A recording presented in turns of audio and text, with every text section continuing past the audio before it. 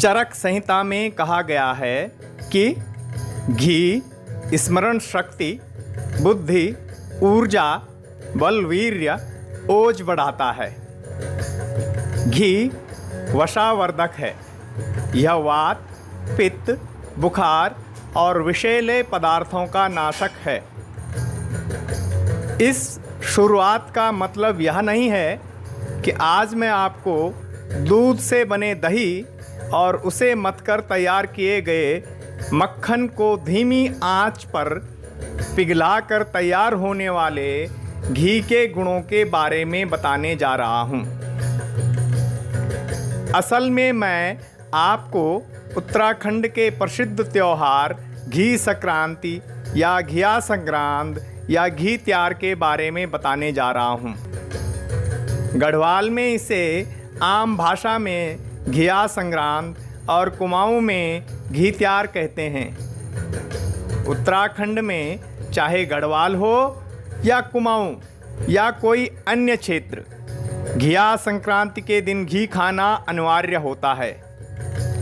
इसके पीछे एक डर भी छिपा हुआ है और वह है अगले जन्म में गंडेल या घोंगा बनने का। पहाड़ों में कहा जाता है कि जो घी संक्रांति के दिन घी का सेवन नहीं करता है वह अगले जन्म में गंडेल या घोंगा बनता है। शायद यही वजह है कि इस दिन नवजात बच्चों के सिर और पाँव के तलवों में भी घी लगाया जाता है। यहाँ तक कि उनकी जीभ में थोड़ा सा घी भी रखा जाता है। उत्तराखंड में यूँ तो प्रत्येक महीने की संक्रांति को कोई त्यौहार मनाया जाता है। इनमें भाद्रपद यानी भादो महीने की संक्रांति भी शामिल है।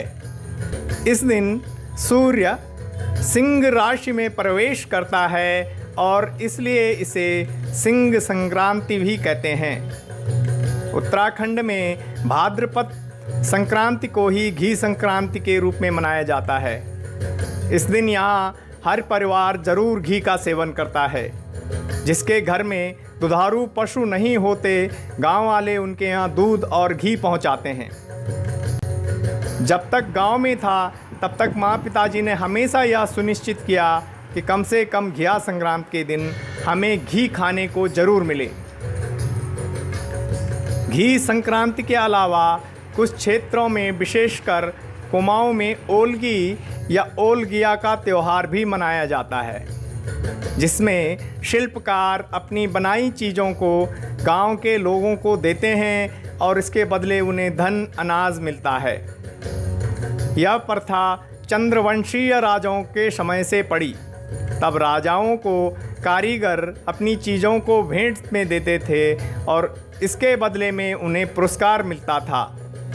जो दस्तकार या शिल्पकार नहीं होते थे वे साग सब्जी, फल, मिष्टान, दूध, दही, घी राज दरबार में ले जाते थे। घी संक्रांति प्रकृति और पशुधन से जुड़ा त्यौहार है। बरसात में प्रकृति अपने यौवनावस्था में होती है और ऐसे में पशु भी आनंदित हो जाते हैं।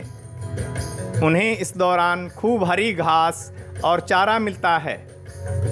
कहने का मतलब है कि आपका पशुधन उत्तम है, आपके पास दुधारू गाय भैंस हैं, तभी आप घी का सेवन कर सकते हैं। घोंगा बनने का मतलब यह है कि अगर आप मेहनती नहीं हैं, आलसी हैं, तो फिर आपकी फसल अच्छी नहीं होगी और आपका पशुधन उत्तम नहीं होगा। आप आलसी हैं और इसलिए प्राकृतिक संसाधनों का अच्छी तरह से उपयोग नहीं कर पाते हैं।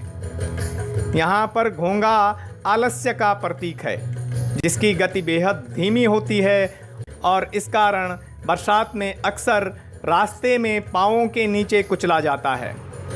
घी संक्रांति के दिन कई तरह के पकवान बनाए जाते हैं, जिनमें दाल की भरवा रोटियां, खीर और गुंडला या गाबा प्रमुख हैं। गुंडला या गाबा पिंडालू या पिनालू के पत्तों से बना होता है। यह भी कहा जाता है कि इस दिन दाल की भरवा रोटियों के साथ घी का सेवन किया जाता है। तो फिर देर किस बात की, आप भी सेवन करिए घी का और मनाइए घी संक्रांति। मैं तो जा रहा हूँ घी और रोटी खाने। तब तक के लिए आप सभी को नमस्कार।